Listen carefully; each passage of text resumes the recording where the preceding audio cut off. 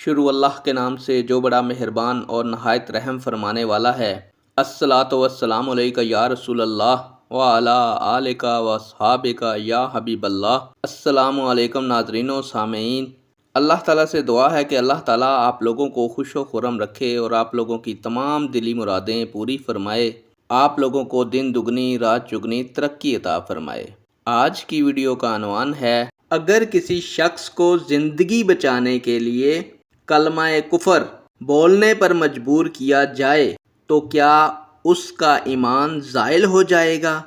امید کروں گا کہ یہ معلومات آپ کے علم میں اضافہ فرمائے گی اور آپ اس ویڈیو کو شیئر کریں گے، چینل کو سبسکرائب کریں گے تاکہ دوسرے لوگ بھی اس معلومات سے مستفید ہو سکیں۔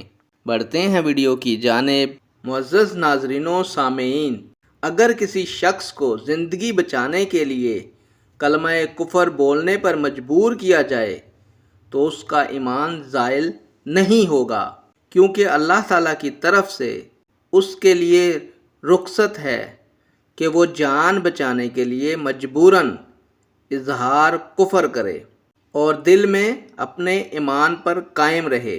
قرآن حکیم فرقان مجید میں واضح طور پر فرما دیا گیا ہے، سورہ النحل، جس کا ترجمہ ہے، جو شخص اپنے ایمان لانے کے بعد کفر کرے سوائے اس کے جسے انتہائی مجبور کر دیا گیا، مگر اس کا دل بدستور ایمان سے مطمئن ہے، لیکن وہ شخص جس نے دوبارہ شرع صدر کے ساتھ کفر اختیار کیا سو ان پر اللہ تعالیٰ کی طرف سے غضب ہے اور ان کے لیے زبردست عذاب ہے۔